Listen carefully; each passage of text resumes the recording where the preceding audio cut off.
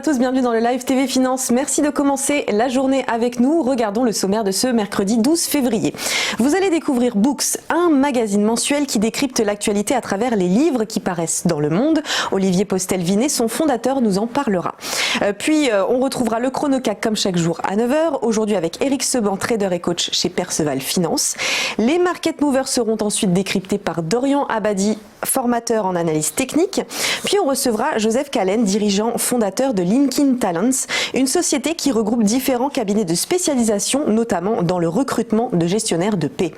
Enfin, dans l'après-midi à 14h, dans notre émission Entreprise et Innovation, découvrez Open Up avec Juliette Laurence qui a fondé cette conciergerie privée qui propose de gérer la résidence parisienne de ses clients pendant leur absence. Avant tout ça, petit point sur les dernières actualités et on débute avec le message d'espoir de l'OMS qui appelle à la mobilisation face à pour stopper la propagation du coronavirus. Si cette épidémie constitue une grave menace pour le monde, le directeur général de l'Organisation mondiale de la santé estime qu'il est encore temps de stopper sa progression. Une condition prévaut toutefois, tous les pays doivent jouer la carte de la solidarité, de la transparence en échangeant leurs informations concernant le virus. Pour l'instant, c'est juste une étincelle et notre objectif reste de la circonscrire, a déclaré le directeur général de l'OMS.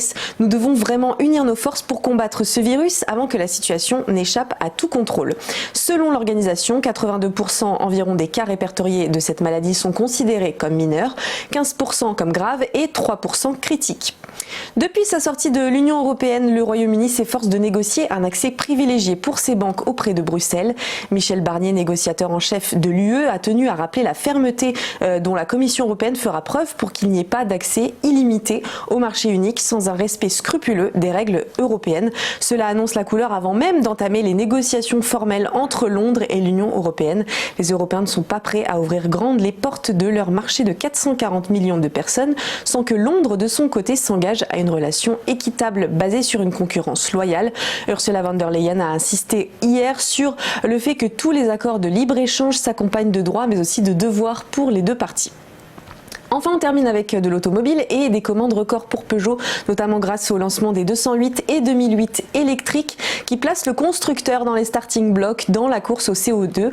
Le directeur général de la marque, Jean-Philippe Imparato, affirme même que les ventes sont au-dessus de ce qu'on estime être nécessaire pour tenir les objectifs.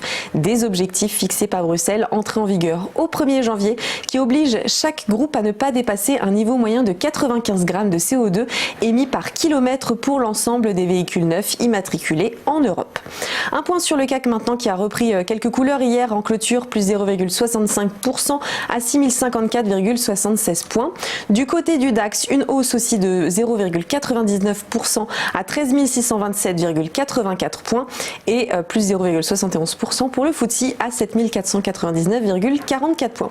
On se retrouve dans quelques instants pour notre première interview.